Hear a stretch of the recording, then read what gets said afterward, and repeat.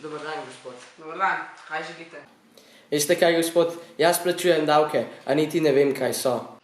Veste, davki so finančna ali drugačna obremenitev državljana, se pravi vas. Predpiše in pobira jih država. Okej, jaz jih ne želim plačevati. Gospod, jaz upam, da veste, da je bistvo plačevanja davkov v tem, da lahko država s tako zbranim denarjem dela v korist družbe in državljanov.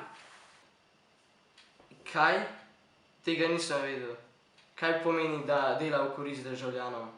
Veliko stvari, naprimer financira delovanje šol, bolnišnic in drugih družbenih dejavnosti, kot so naprimer šport, znanost, gospodarstvo in tako dalje. Veste kaj, jaz še zmeraj nočem plačevati davkov. Gospod, vsako leto se mora država odločiti, za katere stvari bo uporabljala denar plačevalcev in mora s tem denarjem ravnati kot dober gospodar, tako da ne dela nikomur slabo.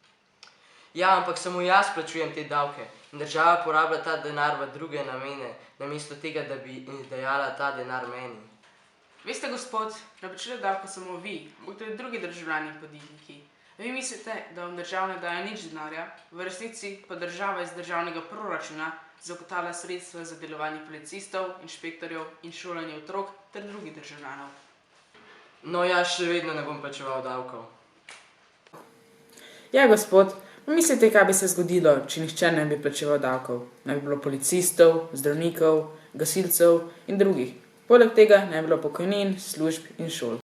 O, na to pa nisem pomislil. Pravzaprav so davki res dobri za državljane. Ja, upam, da ste se zakaj naučili in da se ne boste več pritoževali nad plačevanjem davkov. Ja, naučil sem se veliko. Hvala za vaš čas. Nasvidenje. Ni problema, nasvidenje.